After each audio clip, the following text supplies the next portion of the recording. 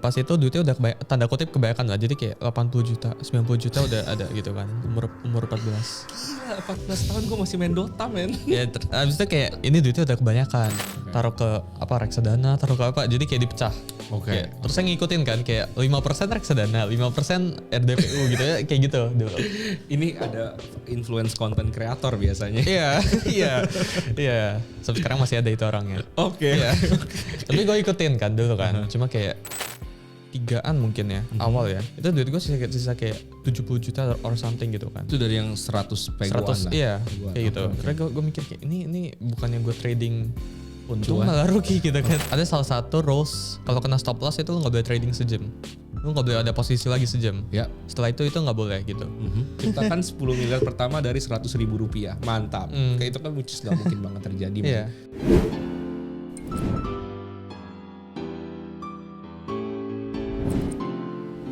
Halo, balik lagi sama gue Aje di podcast kita yang ke-7. Kali ini di Web3 Series bareng dengan Sulianto. Halo bro, boleh dong kenalan sedikit tentang diri lu sendiri. Oke. Biasanya kenalan apa aja nih? Nama, umur kali ya biar shock ya orang-orang sekalian. Terus kesibukan. Oke. Nama aku Suli ya. Suli aja panggilannya ya. Umur 18 ya kan. Jadi baru tahun ini 18. Apa ya kesibukan sekarang apa ya? Cari jodoh. Iya sih, salah satu itu sih ya. Tapi ya sekarang kesibukannya bikin trading team ya nice. Sama baru mulai sih ya di medsos ya belakang ini ya. Medsos, yeah. I see. Gila guys, ini 18 tahun ya. Berarti maksud gue tuh di sini adalah opportunity-nya tuh buat masuk ke dunia ya Web3 pun gak ada batasan umur sebenarnya. Yeah. Kalau lu sendiri tuh mungkin lebih dikenal dengan tradingnya ya. Maksudnya lu sering trading itu kan sebenarnya pertukaran aset kan. Mungkin lu bisa jelasin sedikit. Kenapa lu bisa tertarik sama trading dan lu kapan mulainya? Kalau sekarang lu 18 pasti lu mulainya sebelum ini dong. Iya. Gimana? Gue mulainya pas COVID ya. Jadi 2020 mulainya. Anjay. Ya jadi 2020 pas market crash itu tanggal 20-an. IHSG crash awalnya di saham ya kan. Betul, masukin betul. Situ gitu. Dan sebelumnya kan udah emang cari duit dari buat konten game. Jadi jualan item dalam game terusnya dilempar ke saham. Awalnya kayak gitu. Gimana bro? Growtopia namanya, tau gak? Growtopia, oke. Faktor umur ya? Iya, nggak gitu. tahu. Tapi itu lumayan terkenal. Buat cari duit lumayan terkenal Growtopia. Dulu lumayan terkenal lah. Jadi lu jualin currency-nya buat duit kayak gitu. Terusnya dari situ mulai saham. Emang lu bisa buka pialang sahamnya bro? Kan gak boleh. Pakai atas nama orto. Dulu pakai BCA Sekuritas. Oke. So you were 15 ya? 14. Iya. Terus saya semuanya pakai rekening orto. Dan pas itu jadi catat gitu di buku manual. Jadi debit, kredit dicatat sama orang tua gitu kan. Setiap kali masuk duit pakai atas nama orto semua gitu kan. Keren. Cuma pas itu duitnya udah tanda kutip kebanyakan lah. Jadi kayak 80 juta, 90 juta udah ada gitu kan. Umur 14. Gila, 14 tahun gue masih main Dota, men. Ya abis itu kayak ini duitnya udah kebanyakan. Invest di saham gitu kan. Cuma kayak ketunda-tunda. Ujung-ujungnya pas COVID-nya crash, semuanya crash. Oh ya ini kayak waktunya buat masuk ke teman gue gitu kan. Terus gue gak ngerti, gue liat kayak ini merah. Ini turun kayak gini kenapa masuk gitu kan. Tapi ke teman gue ini turun kayak gini momentum gitu. Masuk, hajar. Dan kan V-shape kan, IHSG kan V-shape itu masuk di situ. Jadi pas COVID duit gue 2x, 3x lah. Jadi lempar kayak kemana bro? Banyak, 10 lah lebih lah. Tapi itu dipecah sahamnya. Dipecah? Ya ada juga yang di tradingin tapi pas itu belum ngerti technical. Ngertinya kayak feeling. Ya minggu ini naik 10%, besok turun 10, besok lagi naik 10 gitu. Jadi tektokan 10% atas bawah gitu. I see, tapi wah, lu gokil sih. Gue ingetnya memang pas COVID crash itu gue juga lempar ke, ya gue kan gue memang saat itu udah pegang saham juga Sul.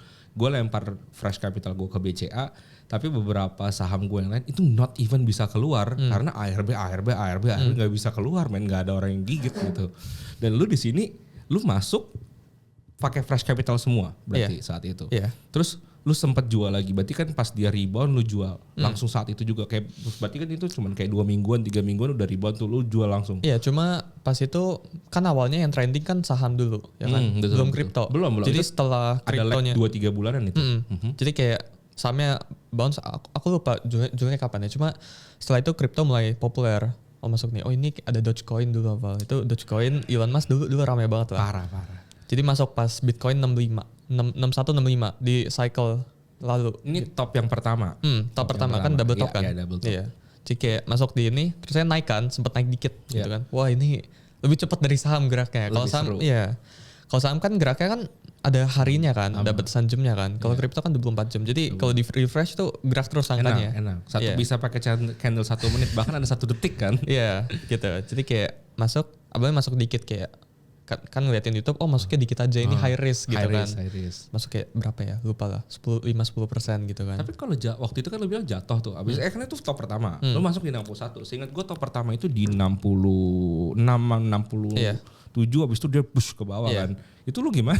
Iya, makanya kayak pas naik dikit, wah ini investasi masukin lagi gitu kan. Anjay. Terus saya drop kan, mikirnya kayak oh ini dip gitu kan. Ini buying opportunity gitu Lu kan. keep Jadi buying kayak the dip. iya, jadi kayak pas ngebentuk pas di neckline-nya ya kan, kan double top neckline-nya Neckline. situ masuk di situ. Masuk lagi ini kayak oh ini kesempatan gitu kan. Masuk dikit Yes. lama-lama semua duit gue di saham dipindahin semua ke kripto gitu kan. Saya lihatnya oh ini opportunity, ini movement gitu kan, momentum. Terus saya masuknya itu doang kayak Bitcoin, ETH, Doge gitu kan. Apa ya pas tuh XRP ada masuk, pokoknya kayak dikit masuknya pas itu. Itu full technical atau lu full lempar duit? Feeling. Pas Feeling. itu, feeling. Nice, itu memang paling bagus. Iya. Trust me bro. Jadi Itu- kayak Gitu. jadi kayak Bitcoinnya naik ke hampir 69 kan. Pas itu narasinya Bitcoin ke 100.000. Iya, Ya kan? Terus kayak naik, wah ini apa? Ya sama kayak sekarang. Iya, sekarang harusnya tapi yang hari ini harusnya 100.000 yang Iya. cycle ini. Iya, Yang iya. kemarin enggak. Terus saya di peaknya di 69 something, ya kan. Terus saya turun 40% drawdown dari portfolio gue kayak udah ini Scam. ini nonsense ini udah iya kayak ya, ini apa sih kayak gue invest saham nggak pernah turun 40% gitu kan. Terus Iya, saya iya. udah di cut gitu. Betul, Jadi pas sebenarnya turunnya lebih dari 40% kan dari Karena lu 6 leverage ya? enggak. Oke. Kan dari 69 ke 16 kan. Iya, itu kan? jauh banget. Iya, tapi Itu hampir gue 85%. iya, gue cutnya di 30-an lah, 40-30 itu Oke. cut di situ. Tapi itu full spot berarti ya bro? iya, Full spot. di Indodax itu gue inget tuh dulu. Indodax. Jadi kayak, oh udah masukin saham aja. Terus saya sejak saat itu ngerti kan, oh ini risknya harus kayak gini, taruh ke apa reksadana, taruh ke apa, jadi kayak dipecah. Oke. Kayak, terus saya ngikutin kan, kayak 5% reksadana, 5% RDPU gitu ya, kayak gitu dulu. Ini ada influence content creator biasanya. Iya, iya. Sampai sekarang masih ada itu orangnya. Oke. Iya. Tapi gue ikutin kan dulu kan. Cuma kayak pas itu duitnya jadi dari 300-400an juta itu umur 15. Jadi COVID. Terusnya drawdown 40%, 40-50% lah. Pokoknya sisa. Hilang satu Pokoknya kayak round mobil. trip. Hilang Round satu trip. mobil Jadi ya. kayak awal COVID duitnya 100-an. Terus saya naik ke berapa. Terus saya balik lagi duitnya ke situ gitu kan. Jadi kayak dilempar balik 150-an mungkin ya pas itu ya. Right. Terus saya mulai ya kayak rutinitas biasa aja lah. Tapi kayak yang ini beneran Berarti udah invest biasa aja gitu. oh itu 2021-an ya? Iya. 2021-2022 karena kan Iya. bottom di 16 ribunya 2022. Iya. Abis itu pas bottom yang 16 baru masuk. Nah sebelum-sebelumnya gue udah belajar technical. I see. Ya kan? Berarti lu belajar technical, let's say very fokusnya itu 2022. Iya. Jadi 2022 akhir lah ya. Very Ya kan? fokus. Ini panutan lu boleh maksudnya panutan lu tuh belajarnya kayak gimana? Kalau mau sebut nama juga boleh. Kayak gimana? Awalnya belajar di YouTube. Jadi kan YouTube full technical analysis course 3 jam nonton gitu kan. Mantap. 3 Tapi jam. nggak ngerti. Oh, ya lu kan? langsung nonton 3 jam, 3 Iya, jam. 3 jam. Betah. Dia kayak pakai kan misal orang belajar pakai buku kan, dicatat kayak digambar candlestick-nya gitu kan. Dulu kayak gitu. Oh ini hammer tuh kayak gini. Oh kalau doji tuh digambar gitu kan. Morningstar gimana? Iya kayak gitu. Tapi kayak pas ditunjukin chart gak ngerti gitu kan. Bingung. Ya kayak ini apaan ya. Terus saya lihat buku kayak udah kayak tes aja gitu kan Iya, di iya, depan. iya. Padahal gak kayak gitu caranya gitu kan. Right. Terus saya udah gak ngerti-ngerti belajar di course ini gak apa-apa kan. Gak apa-apa. Di Astronaci dulu. Itu Nice. Desember kalau gak salah. Awalnya belajar technical bukan buat ngerti kripto gitu-gitu. Pengen cari tambahan income. Karena Ya, kan makes sense. gue rasa pas itu konten game. Ini kalau gamenya mati dan emang gamenya lagi di ambang kematian gitu kan. Ini kalau gamenya mati income gue 0 gitu kan. Jadi gue harus pecah ke yang lain Yes. gitu kan. Sekarang masih hidup sih gamenya sih. Cuma kayak Masih hidup Masih hidup. Growtopia. ya cuma harga DL-nya turun parah. Jadi kalau harga DL ya, harga currency-nya turun, paham. income gue juga turun gitu kan. Nah gue ngapain kayak gitu. Benar. Jadi pecah ke pas tuh forex awalnya. Oke. Iya. Jadi belajar technical buat forex awalnya. Terus saya kayak oh ini gini doang. Belajar 10 hari di Astronaci. Gue kayak oke. Gampang ya gini doang Sounds ya. easy. Iya. Terus saya kayak dikasih tau lu harus kayak gini gitu. Mhm. Jadi dibilangnya 3 bulan demo account, 3 bulan top up 1.000, atau 100 baru capital real gitu kan. Ya. Jadi harus bertahap gitu kan. Tapi gue awalnya masuk demo account beberapa kali trade doang, kayak mungkin 3 atau 4 kali trade itu consecutive win. Jadi menang gue. Itu cukup susah sih. Enggak, itu hoki lah. Ternyata hoki. Iya. Gue juga bingung kalau lu menang terus tuh susah sebenarnya. Iya, jadi kayak itu baru belajar terus kayak oh gini doang gitu kan. Gampang banget gitu. Jumawa. Iya, jadi kayak overconfidence kan. Udah langsung, karena awalnya suruhnya 3 bulan kan. Itu kayak mungkin 2 minggu bahkan ya. Terus saya udah langsung real aja. Karena gue mikirnya opportunity cost mas tuh. Kayak kalau gue tradingin 3 bulan terus saya tahu profit, ini gue hilang waktu 3 bulan. Gue mikirnya kayak gitu. Nggak salah. Ya, cuma itu bodoh sih, itu pemikiran bodoh gitu kan. Saya pasti pengen cepet-cepet gitu kan. Goalnya pasti pengen se-M cepet-cepet gitu. Iya. Masuk kayak ya udah masuk ke real account, pas tuh depositnya pokoknya awalnya depositnya antara 1.000 lah harusnya lah. 1.000 terus saya dalam seminggu 2 minggu returnnya 20%. Itu gue kayak wow gitu kan, gampang gitu. Mudah ya. Tambah lagi 1.000 gitu kan. Sampai sekarang masih ada accountnya. Total margin call 11 kali lah. Jadi kayak muter-muter kayak gitu terus. Round trip. Iya, jadi kayak minggu pertama 20%, terus saya overconfidence, hajar lotnya lebih besar, sizingnya lebih besar, marginnya lebih besar gitu kan. Margin call gitu terus. Tapi pasti gue gak evaluasiin trade-nya. Jadi pokoknya udah lu gak lihat kenapa lu salah. aja lah. Iya. Lu catch up terus, revenge terus, tapi lu gak tahu kenapa lu salah. Iya. Terus kayak setelah itu gue baru, pokoknya setelah itu, jadi duit yang gue dapat dari game bukannya ditabung. Jadi kan awalnya ditabung kan. Bukan ditabung malah dilempar terus gitu kan. Bahkan gue cairin ini saham gue buat lempar ke forex-nya gitu. Awalnya kayak gitu. Cuma makin lama kayak, ini duit gue bukannya nambah malah kurang gitu kan. Oke, malah slowly terkikis. Iya. Not even round trip, karena memang terkikis juga gitu kan. Iya, terus saya sampai beberapa bulan kemudian, itu 2023-an mungkin ya, awal ya. Itu duit gue sisa kayak 70 juta or something gitu kan. Itu dari yang 100 peguan lah. Iya, kayak gitu. Terus gue mikir kayak, ini bukannya gue trading untung malah rugi gitu kan. Buntung ya. Iya gitu kan. Dan pas tuh kebetulan Bitcoin juga bottom, jadi kayak banyak kejadian pas itu. 2023 awal masih 20 ribuan lah ya. Masih good, masih oke lah buat buy. Ya terus saya pas tuh forex kayak udah ini forex tinggalin bentar. Crypto. Lihat ini crypto bottom. Terus saya pas tuh gue ngeliat ini falling wedge di bawah gitu kan, di monthly chart gitu kan. Oh lu pakai monthly atau weekly? Iya. Terus gue lihat kayak ini buying opportunity masuk gitu kan pas itu. Jadi dari konten game ini udah mulai gue udah forex stop dulu. Lu lempar ke sini dulu gitu kan. Terus itu pas lu masuk, kalau lu jujur ke gue, lu masuknya spot juga? Spot. Iya, jadi belum ngerti futures gitu, belum ngerti. Tapi lu belinya pas spot langsung hajar beli 100% kapital. Tapi pelan-pelan masuknya ya. Jadi kayak pas itu kan gak technical doang sih. Kayak gue Bitcoin white paper, nonton dulu video tentang Bitcoin gitu kan. Sekarang ada ya di Netflix ya, yang kita bocoran ya lucu-lucuan aja lah siapa Satoshi Nakamoto-nya gitu HBO kan. Itu. Yes. Kayak masuk di kayak 18.000 deh. Average pertama 18, terus saya 20 masuk. Terus saya di 22 atau 23 udah all in, udah masuk semua gitu kan. Itu harusnya gue gitu juga tuh. Tapi pas itu gue mikirnya gue gak ada, maksudnya gue kalau gagal pun Bitcoin ke 0 pun atau drawdown lagi, lu siap. Iya, gue gak apa-apa gitu kan. Legowo ya. Tapi waktu itu berarti kalau lu jujur berarti lu tembak 70-70-nya semua di average. Karena sambil dapat duit kan. Oh iya. Katakan lu tembak the whole capital, biar gampang misalnya 100 nih. Iya. Lu tembak 100% capital lu maksimum di 22. Pas Bitcoin-nya 22.000. Iya, sekitar segitulah. Jadi udah all in lah gitu kan. Itu memang. Iya, tapi karena lu punya teknikal yang mendukung itu. Iya, dan pada saat itu cacing-cacing naga-naga. Saya mikirnya kayak gini, kalau ini gue ke 0 pun, ya duit gue ke 0, lu bisa restart. Gue masih umur 15, waktu gue masih panjang banget. Jadi gue ngambil risk sebesar-besarnya juga nggak apa-apa gitu kan. Ya benar. Kalau gue gagal gue besok masih bisa makan juga gitu kan. Benar. Gitu. Jadi kayak udah aman lah. Gue take the highest risk lah pas itu kan. Terus saya eventually Bitcoinnya naik, tapi sambil average di situ, terus saya sambil forex juga kan, gitu. Eventually ketemu ini salah satu yang belakangan ini lagi rame juga sih, prop firm, ya kan. Awalnya FTMO 2023 gitu kan.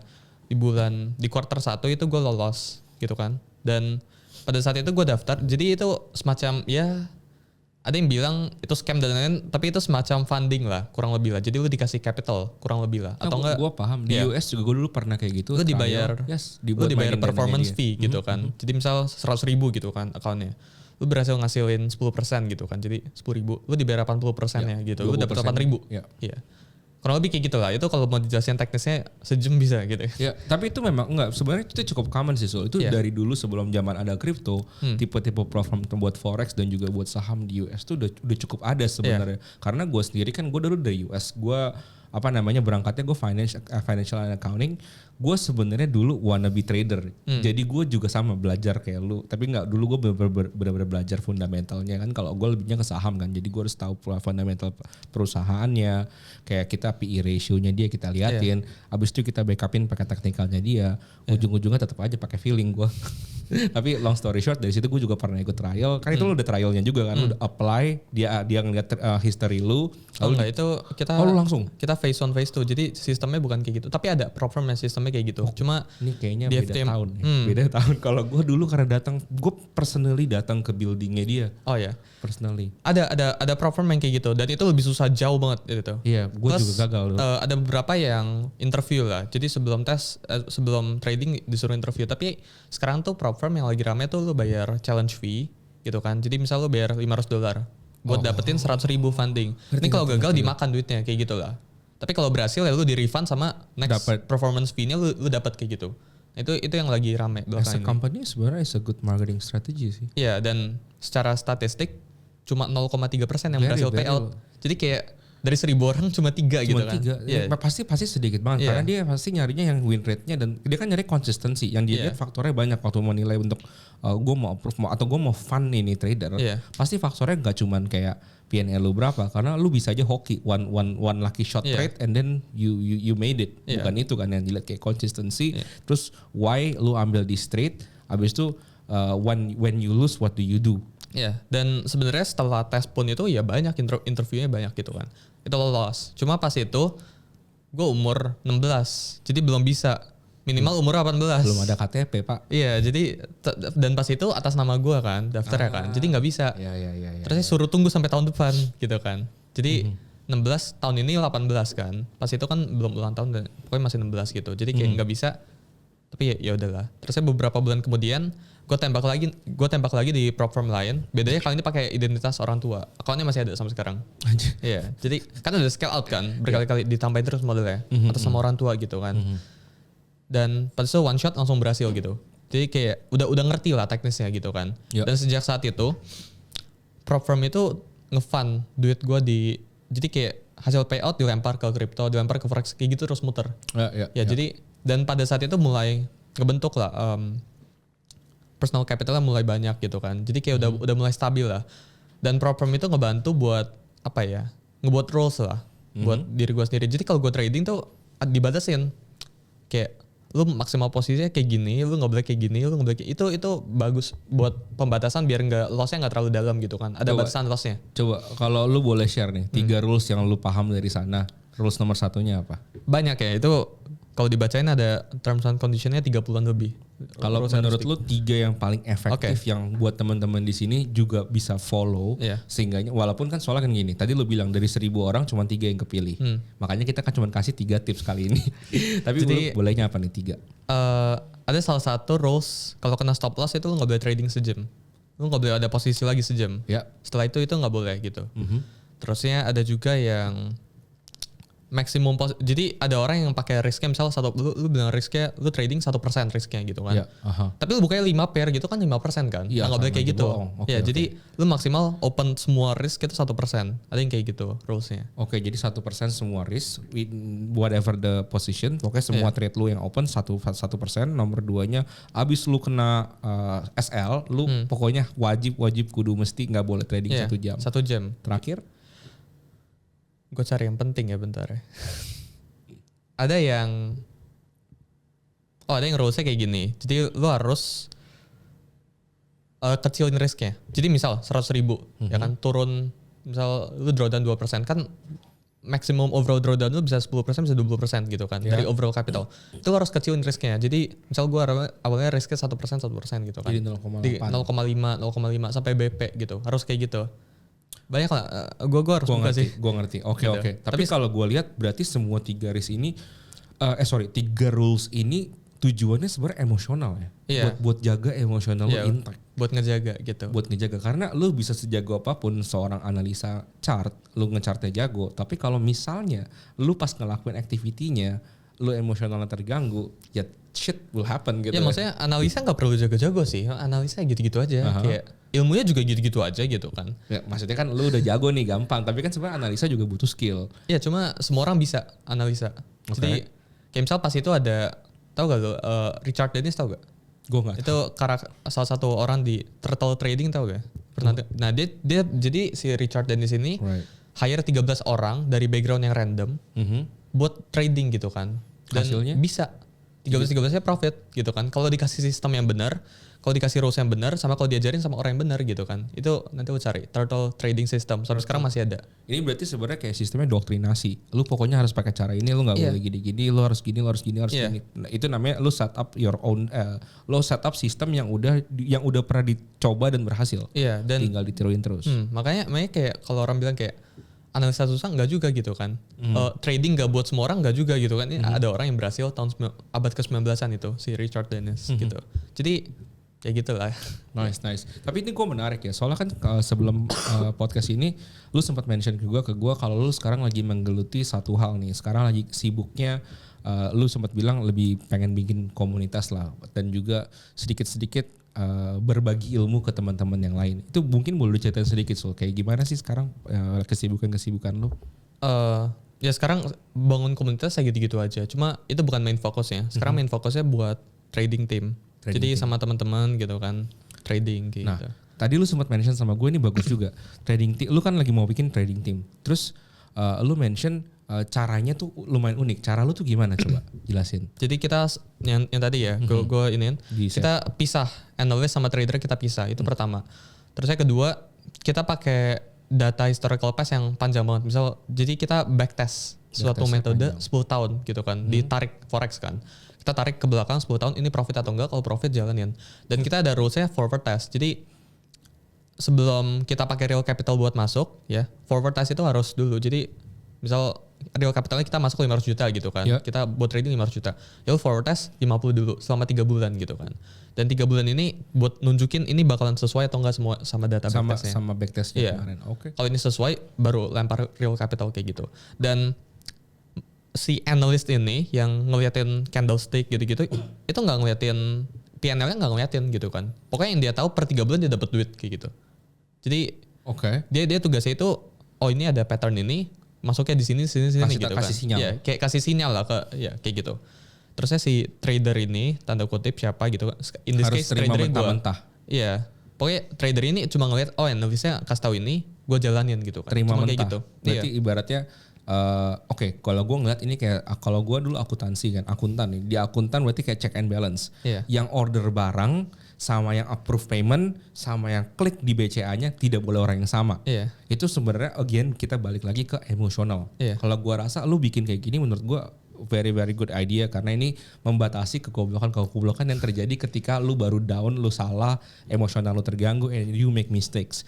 Jadinya in short di tim traders yang lu lagi bikin, analisnya ini sendiri, this is one team, and then tradersnya ini bisa siapa aja.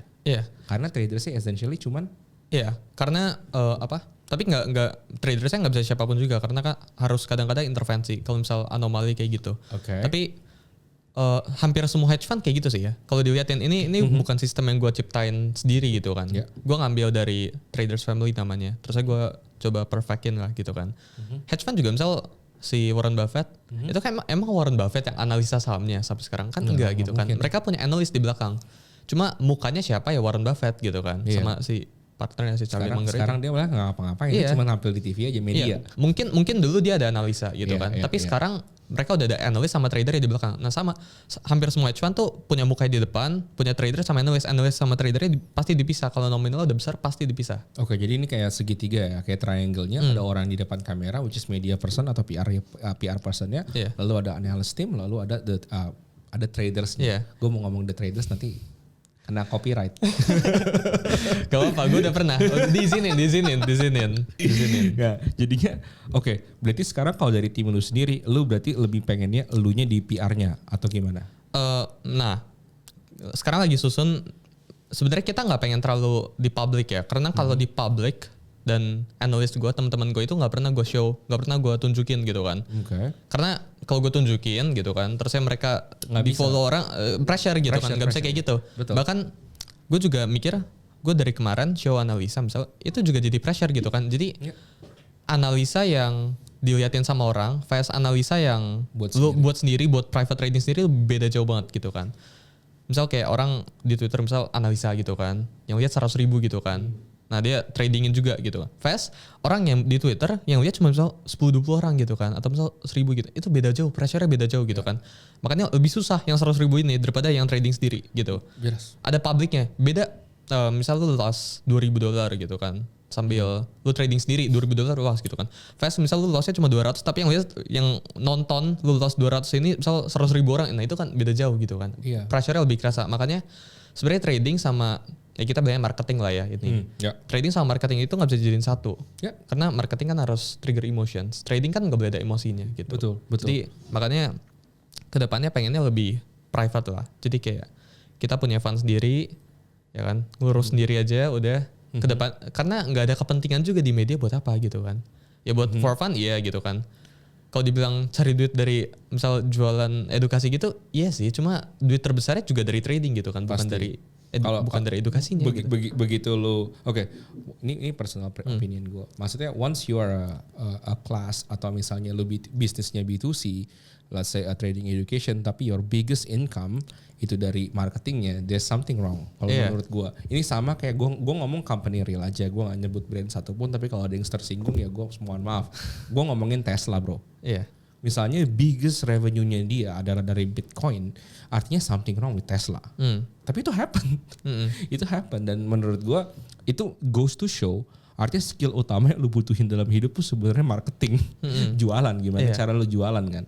Nah, so tapi kalau gua agak sedikit kontrari sih sama pendapat lu ya. Kalau menurut yang barusan lu ngomong lu nggak butuh PR. Menurut gua lu tetap pasti butuh PR, bro. Tapi bukan untuk hal yang berbeda. Karena bukan untuk lu jualan ke retail, tapi lu pasti butuh B2B. Kalau enggak namanya trading gimana pun, gue tahu misalnya kita semua nggak bisa naif ya, nggak bisa naif kayak lu berharap dengan hanya only reading the chart, emotion, everything itu will be okay. Di sini nggak bisa menutup kemungkinan namanya big market makers, big hedge funds itu juga masuk semua mereka before the news. Dan lu pasti mau dong piece of the alpha. Dan caranya gimana lu dapat piece of the alpha kalau lu nggak known? Itu gue setuju, tapi kayak gini, the point of maksudnya gue nggak pengen tunjuk ke publik tuh kita nggak pengen tunjuknya ke retail gitu lah. Nah itu B2B-nya tapi kalau kayak kenal orang dalamnya kenal mau gitu kan. Pasti. Tapi plus yang gue pelajarin kalau misal trader beneran ketemu trader beneran, yang dibahas itu bukan trading strategy itu apa, itu bukan yang dibahas gitu. Tapi yang dibahas tuh ya di luar dari trading ya gitu kan. Itu yang gue pelajarin sih dari ketemu dari misal B2B misal dari trader ke trader itu jarang banget bahasnya tentang trading gitu. Coba contoh biasanya apa yang dibahas bro? Ya misal lagi ngapain gitu kan, misal lagi minum, lu keseharian ngapain gitu, nggak pernah kayak bahas kayak chartnya apa gitu. Kita bahasnya misalnya jodoh gimana gitu. Iya benar nggak pernah bahasnya tentang trading, nggak pernah gitu. I see. Gitu. Jadi kalau gue sih ngelihatnya, karena kan gue juga bukan trader, maksudnya I don't do trades for my daily occupation, gue lebih ke ya actual worker gitu kan. Jadi tapi gue setuju gitu.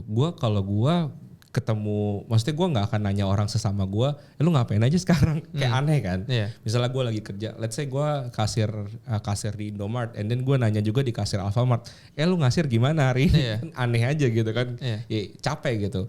Tapi pasti kita nanyanya orang yang pekerjaannya lain, misalnya tukang pom bensinnya gitu kan. Lu gimana hari ini, bensin ada yang menarik gak? Supaya dapat circle yang beda. Tujuannya dapat business information yang berbeda dan ujung-ujungnya dapat alpha sesuatu lah.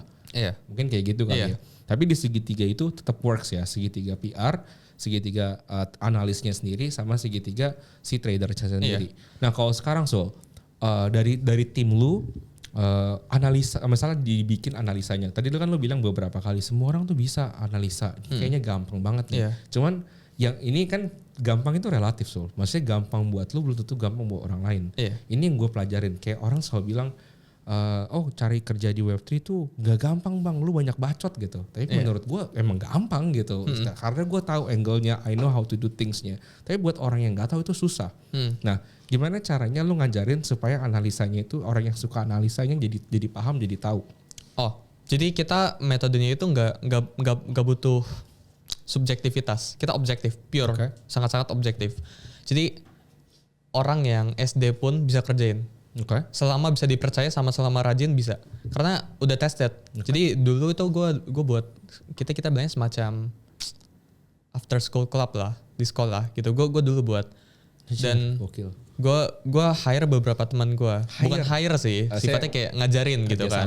Iya, kerjasama gitu kan. Dan gue nggak tahu ya kalau di luar kayak gimana ya. Tapi works gitu kan. Jadi kayak baku. Gue ada salah satu teman yang hari ini juga, kebetulan hari ini ya. Ini gue dari beberapa bulan yang lalu sih. Gue tembakin modal per bulan 50 juta buat dia mulai trading sendiri. Dan itu works gitu kan. Dia nggak butuh latar belakang, dia nggak butuh trial error kayak gimana. Selama kita ajarinnya sesuai, selama yang diajarinnya itu sama orang yang tepat gitu kan, sama orang yang kalau dia trading tuh objektif gitu kan, dan dipisah gitu kan, udah jadi sistemnya, itu bakalan works gitu. Menurut gua kayak gitu. Bukan, tapi kalau ditanya di luar sana orang bakalan bisa trading atau enggak, ya kalau nggak ditawarin sistemnya dengan benar. Misal kayak gini, orang masuk trading gara-gara lihat di medsos kayak, oh ini orang freedom gitu kan. Freedom tiap hari dapat ini, tiap hari win rate 100%. Iya, itu kan approach-nya kan udah salah gitu kan dari awal. Sedangkan teman-teman yang gue hire, approach-nya itu bukan, gue bilangnya oke, ini suatu bisnis, return-nya 50% per tahun gitu kan. Kita bisa dapetin return 50% per tahun dari trading. Itu kan awalnya return-nya awalnya approach-nya udah kayak gitu, udah beda sama orang yang ngeliat di medsos, gue pengen trading gara-gara ini. Fast, gue pengen trading gara-gara ini kalau di compound duitnya jadi segini loh, tarik 10 tahun jadi segini gitu kan. Jadi kayak gitu. Cara approach-nya juga bisa beda lah dari style tradingnya. Kalau misal lu approach-nya dari yang medsos gitu kan, liatin orang hedon gitu, ya pas trading pasti emosional karena ke rivernya sama ini. Ya kan. Tapi kalau gue approach-nya kita per bulan cari 5%, ya kan tarik setahun bisa 60% gitu kan. Lu tarik 10 tahun bisa segini returnnya, duit lu compound jadi segini gitu kan. Lu bisa dapet kayak gini gitu. Pas di approach kayak gitu, lu pas lu trade pun itu nggak apa-apa, nggak masalah dalam pemikirannya. Ya kan? Karena dari awal di doktrinnya itu bukan get rich quick scheme yang kayak di sebelah sini, yang kayak di medsos gitu. Gue ngerti. Kayak gitu. Gue jujur gue respect sih Sul sama lo. Menurut gue hal ini gak banyak orang yang tahu, dan terutama kalau misalnya anak-anak, sorry ya bukannya gue mau meremehkan, tapi maksud gue yang lebih muda kan. Karena gampang banget ke influence sama orang-orang yang setiap hari let's say flexing gitu kan. Karena let's say oke, lu modal 10 juta. Langsung dibilang, oh iya dalam setahun lu dapat 10 miliar. Menurut gue goblok banget. Ya, dan gue dari dulu, bahkan dari awal gue bilang ke temen gue, lu jangan liatin yang di luar yang bisa flip dari duit segini ke sini. Itu survivorship bias, itu yang coba 100.000 orang yang berhasil satu gitu. Not even bro. Iya, 1 juta mungkin satu. Jadi kayak di luar sana yang berhasil flip dari A ke Z, ya good for them gitu kan, bagus. Cuma yang dari sekian juta orang, gagal. Gitu kan. Dan gue ngambil approach yang realistis gitu kan. Lu cari return segini udah. Itu very nice bro. Gue punya Web2 business tuh lumayan banyak ya. Waktu lu bilang 50% ke gue, jujur buat gue sangat-sangat menarik ya. Karena gue ngelihat gak semua, bro 50% tuh gede ya. Karena lu ngelihat kapital modalnya. Kalau modal gue 10 miliar, berarti gue setahun dapat 5 miliar man. Itu gue tinggal gampang ya. Gobloknya gini Sul. Sekarang pulang dari sini, gue mau minjem bank 100 miliar. Ya udah gue tempar aja ke lu. Bank kasih gue bunga, let's say kalau gue minjemnya 100M, bank very very happy kasih gue 6-7% itu very very very happy. Cuman belum tentu di approve aja, gue kan siapa gitu. Cuman lu kasih gue 50%, 43%-nya gue makan sendiri. Very very happy. Itu sustainable fucking business menurut gue. Dan orang kan sering bilang kan trading as a business, tapi orang nggak beneran ngerti trading as a business apa. Misal lu trade, terus kayak gue pengen trading, terus orang bilang jangan kayak gitu, jangan revenge, anggap trading sebagai bisnis. Tapi apa? Kan nggak pernah jelasin kan? Jujur ini pun gue nggak ngerti ya. Karena gue nganggap trading itu it's not a business man. Business itu something yang, maksudnya, jujur mungkin karena beda ya. Gue terlalu konvensional di sisi ini, sehingga gue juga nggak bisa ngeliat trading sebagai bisnis. Coba lu mungkin boleh nggak jelasin ke gue, convince gue trading itu bisnis. Trading itu satu-satunya bisnis yang lu bisa research dengan cost mendekati 0. Itu gue sering bilang ke teman-teman gue. Misal kayak gini, lu pengen buat apalah, coffee shop atau kayak gimana gitu kan. buat coffee shop aja lu kan butuh tempat, butuh cari coffee bean yang bagus gimana kan, brandnya kayak gimana, itu udah keluar cost loh. Lu research kemana keluar cost gitu kan. Itu kalau buat coffee shop. Kalau trading gimana cara lu researchnya? Lu backtest kan. Jadi udah ada historical chartnya 10 tahun. Gue ada datanya semua ya kan. Itu mentok-mentok lu cuma butuh listrik sama wifi. Lu research ke belakang. Oke lah, misal lu ambil sebenarnya backtest costnya 0 gitu kan. Lu nggak butuh keluar duit sama sekali gitu kan. Laptop, wifi, HP gitu. Aja. Iya waktu aja. Ya mentok-mentok lu forward test butuh ya mungkin 10 juta udah cukup gitu kan. Dan uang berapapun buat forward test, buat ngetes apa yang udah ada di belakang, itu nggak apa-apa gitu kan. Jadi trading as a business maksudnya kayak gimana? Jadi kita udah bisa kan kalau misal trading kan bisnis kan awalnya research kan semuanya kan. Coffee shop research, trading researchnya ini. Jadi kita backtest gitu kan. Terusnya pas ngejalanin di bisnis mana yang ini a view gue belajar dari ETF ya, Traders Family. Bisnis mana yang bisa ngasih lu return segini dengan capital yang gak nyangkut. Lu taruh coffee shop kan nyangkut kan capitalnya kan. Kalau trading kan withdraw kapan pun bisa kan. Nah, bisnis mana yang lu bisa researchnya gratis, mendekati 0 costnya. Terusnya lu bisa dapat returnnya segini, lu bisa tahu dulu hasilnya gitu kan. Kalau bisa lu buat coffee shop lu research belum tentu lu tahu dulu hasilnya ke depannya. Tapi kalau trading lu bisa tahu dulu hasilnya dan bisa mendekati ke itu angkanya kalau lu researchnya benar gitu. Itu approach gua kayak misal ya di gold gitu kan. Oh ada pattern A gitu kan. Ini keberhasilannya berapa? Lu tarik 10 tahun itu kan research kan. Lu bisa tahu dulu. Jadi next kalau jalanin probability buat berhasilnya segini. Itu kan lu udah tahu dulu hasilnya. Rata-rata yang lu pakai backtest kalau lu baru mau lakuin sistemnya kalau probability-nya berapa? Oh kita 50% diambil. Ya. Karena iya makanya tadi dibilang 50% return. Iya. Enggak 50% winning rate pun diambil. Oh. Iya, 1/2 gitu semuanya ambil. Selama ditarik profitable kan karena kita bukan lihatnya by probability, kita lihatnya by pips. Price per point. Jadi kayak ujung-ujungnya pipsnya itu berapa sih? Kalau di forex itu pakai pips. Jadi kalau misal ditarik 2 tahun pipsnya misalnya bisa dapat 10.000, oh itu good banget gitu kan. Dengan kita nggak peduli winning rate 30%, 40% nggak peduli gitu kan. Kalau ditarik belakang ini profit atau nggak, udah profit jalanin gitu, kayak gitu. As simple as that lah. Kita nggak ngelihat karena kita realistis lah. Kalau kita coba cari, ini gue bisa garanti juga ya. Di luar sana nggak ada yang punya trading system. Misalnya lu tarik 10 tahun, ya kan? Itu nggak ada yang 80% loh winning rate-nya. Itu nggak mungkin bro. Gak ada. Kalau tadi menurut gua kalau misalnya conservative approach itu di 50 something sampai 62, 66 tuh udah sangat-sangat tinggi menurut gua. Cuman ya kan gini, kalau menurut gua lu win rate 80% lu simply don't trade enough. Coba lu trade lagi 1000 kali. Kita lihat kayak gini. Iya betul, dan 80% bisa aja. Tapi lu tradingnya misal setahun cuma trade-nya 12 kali. Gue bisa dapetin winning rate 90% kalau gue mau. Gue tinggal trading Moonface aja. Itu kan winning rate 90%. Tapi gue tradingnya cuma berapa? 24 kali setahun. Ya kan? Betul. Kecil banget dan buat apa winning rate gue? Iya. Itu gitu. juga nggak, maksud gue, lu ngelihatnya di sini apa? Kalau itu menurut gue di sini orang udah deviate ya. Kalau di sini lu bukan lagi menjadikan trading as a business. Karena kalau trading as a business lu mesti lihatnya as a long term approach. Iya. Tadi menurut gue suka karena sebenarnya prinsip dasarnya yang lu pakai 1 bulan tuh 5%. Let's say berarti kalau gue lempar dana 10 juta, 1 bulan lu cuma dapat gopay. Nah ya buat orang kecil.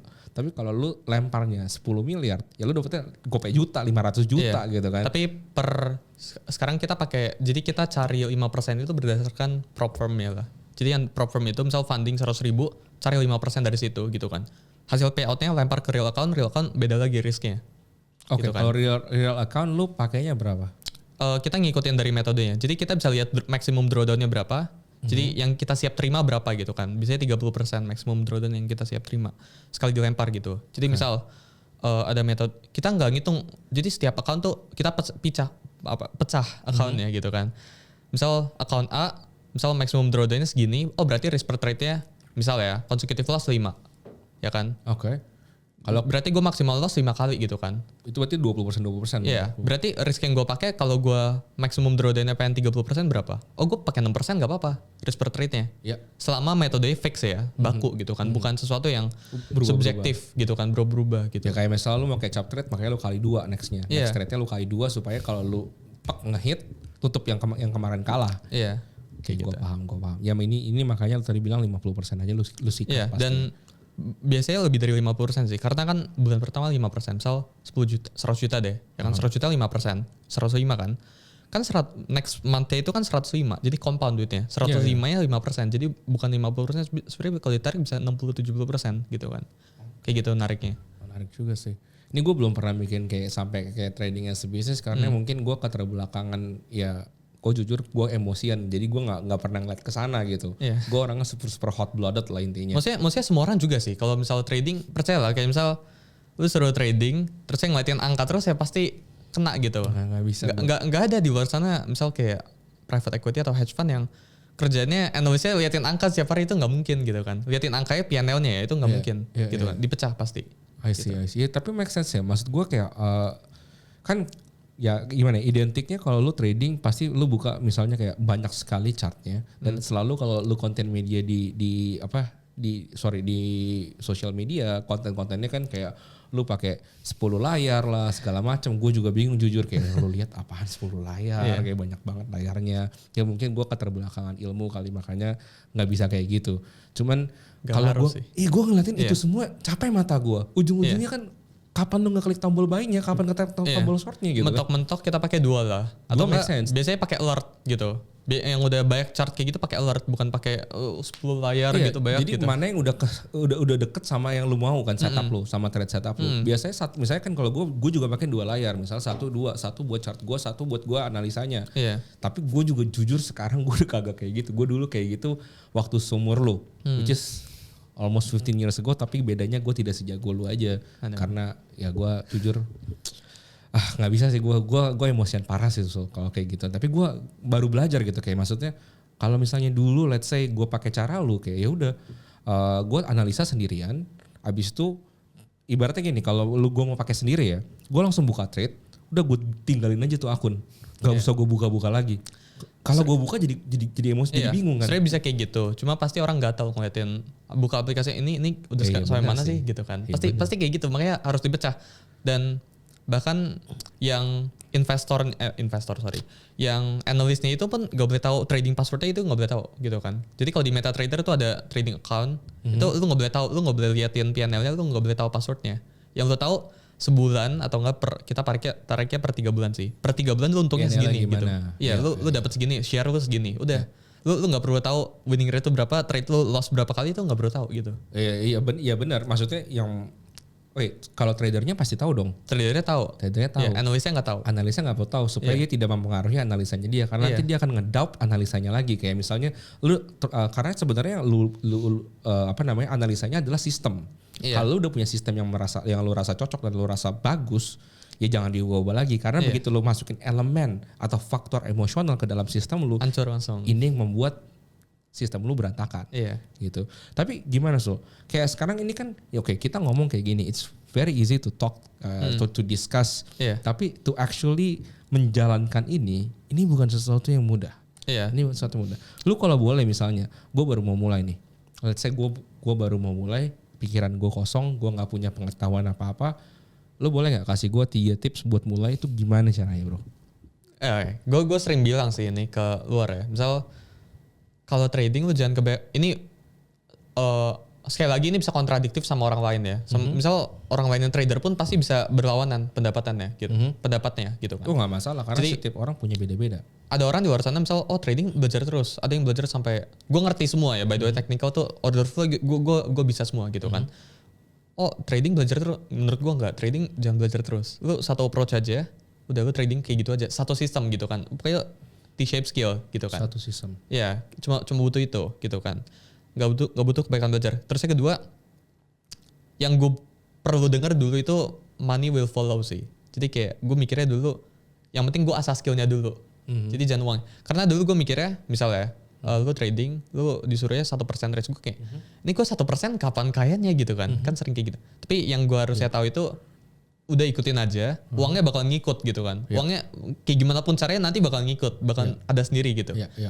Itu yang kedua. Jadi uangnya itu bakal ngikut kalau skillnya udah ada gitu. Jadi lu gak usah peduliin, lu ikutin aja sistemnya gitu kan. Lu ikutin aja aturan-aturannya gitu. Terus yang ketiga, gue harus mikir ya. Kita harus tanda kutip all in sih menurut gue ya. All in? Iya. Okay. Bukan all in trade ya, tapi lu nggak bisa Fokus jadiin ya? lu nggak bisa jadiin trading itu sebagai side Sampingan. income. Iya, itu hampir mustahil. Karena yang gue lihat ya, trader itu antara jadi banget atau nggak jadi apa-apa. Jadi Nggak ada kalau yang nowhere in the middle. Iya, jadi kalau misal orang trading udah 10 tahun tapi risknya cuma misal 10 juta nggak mungkin Nggak gitu bisa, kan. Iya. Itu antara dia break even terus makanya kayak gitu tradingnya, atau dia ada income lain suntik tradingnya 10 juta terus 10 tahun nggak mungkin gitu kan. Pasti ada meningkat setiap tahun gitu kan. Pasti ada grow-nya gitu. I see. Jadi menurut gua lu harus all in antara jadi banget atau nggak jadi gitu lah. Nggak nowhere middle ya kayak kata lu. Kalau misalnya oke, sekarang kan kalau lu tadi itu tipsnya misalnya kalau lu mau belajar, menurut lu belajarnya gimana kalau dari awal? Karena justru yang susah mulainya dari mana kan, Bro? Iya. Kayak lu tadi bilang menurut gua udah agak sedikit advance karena itu orangnya udah mulai nih.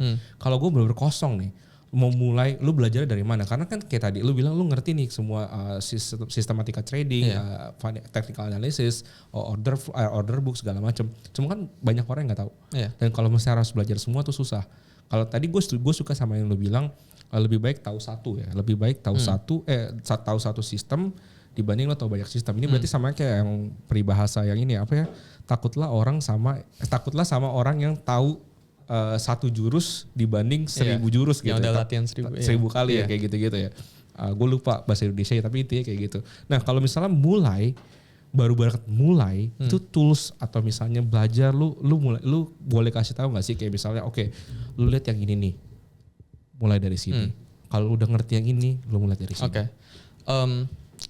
Pertama-tama nggak ada trading system yang bener-bener fix. Maksudnya kayak gimana? Jadi misal lu sering lihat gak di YouTube trading system gitu kan, langsung dikasih trading strategy gitu kan. Misal dari orang ke orang ngajarin trading strategy pun itu orang yang diajarin nggak mungkin profit. Pasti dia harus otak-atik gitu. Jadi pertama lu nggak usah, cara paling gampang itu sebenarnya bukan step by step ya, tapi bukan yang harusnya dilakuin itu jangan lakuin ini gitu kan, bukan lakuin ini, tapi instructionnya itu jangan lakuin ini gitu kan, listnya itu gitu. Sisanya baru lu ngerjain gitu. Menurut gua trading strategy itu nggak bisa diajarin tapi harus diciptain sendiri, harus figure out sendiri. Makanya tadi yang gue bilang itu sebenarnya cukup tahu satu hal, tapi trader pun pasti tahu ujung-ujungnya tahu semuanya gitu kan, tapi yang di-execute satu. Menurut gua harus ada tanda kutip fuck up-nya dulu lah. Ya pasti. Jadi, pasti. Cara paling cepat buat belajar ya praktek. Jadi lu jangan coba lu nonton boleh yaudah. Jadi nggak apa-apa lu dengan kesadaran awalnya lu deposit aja. Terus lu coba-coba tombol ini, ini tombol apa? Kan awalnya misalnya orang nggak ngerti kan. Oh ini technical, udah kayak gini. Setelah ini loss baru jadi gitu. Kayak gitu lah. Pasti kayak gitu. Terus setelah itu baru advice tadi terapin harus satu doang approach-nya. Dari sekian baik yang gue tahu, gue pengennya ambilnya ini doang gitu. Sesimpel itu sih. Kayak gitu. Menarik. Kalau tools, biasanya orang juga suka nanya nih. Tools yang lu pakai itu apa aja, Sul? Buat trading ya? Ya maksudnya in your daily things lah. Misal lu mau analisa kayak atau apa, lu boleh gak share ke gua? Siapa tahu tools lu sama tools kita beda gitu kan. Ada tools khusus Sulianto Tools gitu. Kita sekarang lagi explore pakai EA di Forex ya. Expert Advisor. Jadi pakai tanda kutipnya robot lah. Ini berbayar gak? Kalau karena kan kita bayar developer kan, berbayar. Tapi kalau bisa trading sendiri, cuma bayarnya buat VPS sih. Kita sekarang lagi explore buat EA di MetaTrader, tapi bukan robot yang trading sendiri. Karena robot yang trading sendiri itu mustahil. Kita robot yang alert. Kita buat script jadi muncul pattern ini alert gitu kan. Jadi kayak notif email gitu kan, notif WhatsApp gitu. Bisa kayak gitu. Kita sekarang lagi pengen buatnya kayak gitu. Jadi itu bener-bener objektif banget. Tapi sampai sekarang kita belum figure out caranya. Itu pertama pakai EA, itu salah satu toolsnya. Terus yang kedua, buat backtest spreadsheet gitu-gitu, TradingView, MetaTrader, data candle, import kayak gitu-gitu tuh normal. Iya, kita bukan pakai banyak sih ya. Kita misal gue pengen pakai Excel chart buat ngeliatin order flow-nya, buat ngeliatin apa ya, bisa gitu kan. Cuma kita belum pengen sampai situ. Karena menurut gue kalau lu tradingnya kayak gitu, sizingnya nggak bisa besar banget. Karena berdasarkan kepercayaan sendiri. Sekali misal gue prop firm, gue copy semua trade gue misal sampai jutaan dolar, ya kan itu bukan duit gue, tapi kalau P&L gerak itu kan seharusnya buat gue duitnya, gitu kan. Itu nggak bisa lu cuma liatin chart kayak gitu terusnya berdasarkan conviction lu gitu kan, gak ada data, lu masuk tiba-tiba floating PNL lo 10.000, itu kena mental gitu kan. Tapi kalau udah ada sistemnya, nggak apa-apa floating lo segini gitu karena kan. lu tahu juga, karena kita udah tahu outputnya gitu kan. Sebelum-sebelumnya udah pernah terjadi kayak gini. Oh kedepannya kalau kayak gini ya nggak apa-apa gitu kan. Kita udah tahu kayak bisnis lah. Gitu. Ya. Menarik. Terus ini terakhir Sul. Tadi kan lu ngomong lu pakai EA bot yang lu lagi ciptakan lah. Ini kan untuk forex. Ini kalau di kripto bisa diterapkan nggak? Not sure ya. Gue nggak explore. Tapi ini karena lu cuma masuknya di MetaTrader-nya doang ya. Nggak pernah lu connectin ke misalnya crypto platform anything. Programming language kan beda kan. Oke, menarik. Tapi berarti kalau lu dari tadi kita memang fokusnya lebih banyak ngomongin trading as general, as a trading aja gitu kan. Kan karena daily chart ya semuanya bisa di charting, minyak, oil, gas, crypto, forex, segala macam bisa di charting. Tapi kita memang lebih banyaknya di forex dari tadi kita ngobrol. Karena gue takutin nanti kenapa? Tapi gue mikir orang-orang ini nggak bakal interest denger ini. Karena denger dari awal cuma 5% sebulan, itu orang nggak bakal tertarik. Tapi kalau orang tarik 10 tahun di compound duitnya, wah itu baru kerasa duitnya gitu kan. Cuma ya pasti. Ya orang gue gede sih Sul. Jujur menurut gue 5% tuh per bulan itu gede banget lah. Karena cuma kan orang-orang yang liatin di medsos pengennya dari bulan ini 100, misalnya 100 juta. Akhir bulan gue pengennya minimal aja 150 juta lah, misalnya kayak gitu. Jadi kayak orang nggak bakalan interested buat denger kayak gini setelah loss. Terusnya nggak ada jalan. Oh ternyata kayak gini loh caranya gitu loh. Iya benar. Kan kita bikin thumbnail dulu kalau ciptakan 100 juta. Ciptakan 10 miliar pertama dari 100.000 rupiah. Mantap. Kayak itu kan nggak mungkin banget terjadi. Gue belajar juga. Karena memang maksudnya 5% itu persentase yang matters adalah berapa kapital lu. Semakin besar kapital lu, 1% itu bisa gerakin rumah. Ya, bener kan? Misal lu mainnya udah triliunan, ya 1% besar sekali. Tapi kalau lu mainnya 10.000 rupiah, 1% ya kecil gitu kan. Beli cilok aja belum bisa. Ya makanya lu jangan fokus yang tadi lu bilang, kayak tips lu balik, jangan fokus ke money-nya, tapi fokus ke belajarnya dulu gimana. Sampai nanti money-nya will come sendiri gitu kan. Nah, satu lagi terakhir sebelum kita close. Jadi kalau manta gimana, Sul? Lu masih tetap cicil atau lu udah punya cewek sekarang? Enggak, masih cicil. Jadi gini ya guys, Culi 18 tahun, professional trader, day to day jobnya, dan masih single. Buruan biar dia cepet-cepet selesai daripada penderitaan cicil manta. Cepet-cepet di kontak ya. Tapi kalau gue penasaran, gue mau balik sedikit di outlook ya crypto. Kalau lu ke depannya, kalau menurut lu crypto ini lu trade it as apa gitu? Maksudnya apakah lu tetap punya heavy conviction, lu akan tetap play di market ini, atau lu memang kedepannya akan more focus on forex? Ya kita profit dari forex lempar ke crypto. Kita pengen kayak gini loh, kayak business line loh. Misal MicroStrategy kan dapat duit dari apa? Dia jualan software kan. Lempar ke Bitcoin kan. Nah kita pengen kayak gitu. Simple beli Bitcoin, abis itu dia terbitin saham. Iya. Kita pengen buatnya, tapi kita capital sendiri. Kita nggak IPO public itu enggak. Kita trading dari forex ini, duitnya dapat, beberapa persentase dilempar ke Bitcoin. Kita pengen kayak gitu kurang lebih. Kayak Tesla kan jualan mobil beli Bitcoin gitu kan. Ini MicroStrategy jualan software beli Bitcoin. Kita juga trading hasilnya beli Bitcoin. Jadi pada intinya sebenarnya kalau kita ngomong dari trading aspect, lu pakai trading as a way to generate revenue or income.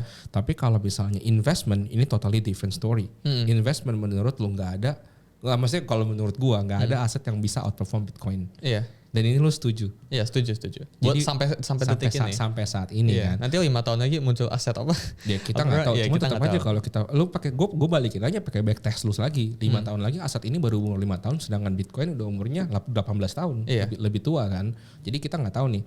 Intinya kalau gue juga sama ya. Gue lebih gue fokusnya memang di Bitcoin. Jadi gue akan ngomongin memes segala macam, manta apapun. Tapi tetap sebenarnya porto gue paling banyak adalah Bitcoin. Nah kalau misalnya orang nih mau belajar trading, misalnya orang mau lalu lalang ya di industri Web3, menurut lu ada benefitnya nggak sih datang ke komunitas, kenalan sama banyak orang, itu ada benefit nggak Sul? Kalau buat trading or Web3 in general, menurut lu ada manfaatnya nggak aktif? Kalau Web3 in general ya, tapi kalau trading menurut gue lu harus lebih isolasi diri. Karena misal gue trader gitu kan, kita ketemu di event, lu ada posisi apa? Enggak. Misal ya gue, Bitcoin long gitu kan, lu Bitcoin short gitu kan. Jadi kenapa? Mental. Iya, itu pertama. Tapi kalau misal Bitcoin long, lu Bitcoin long, confirmation bias dong. Jadi kayak nggak boleh ada pendapat dari luar. Kalau kayak gitu ujung-ujungnya trading bareng dan itu nggak sehat lama-lama gitu kan. Kalau muter-muter sama teman, lu posisi apa gitu. Jadi menurut gue lu harus, bahkan I would argue kalau lu trading lu diam-diam, gak usah kasih tahu siapa gitu kan. Posisi itu lu gak usah tahu. Tapi kalau misalnya lu mau belajar, itu datang-datang ke event masih lebih oke.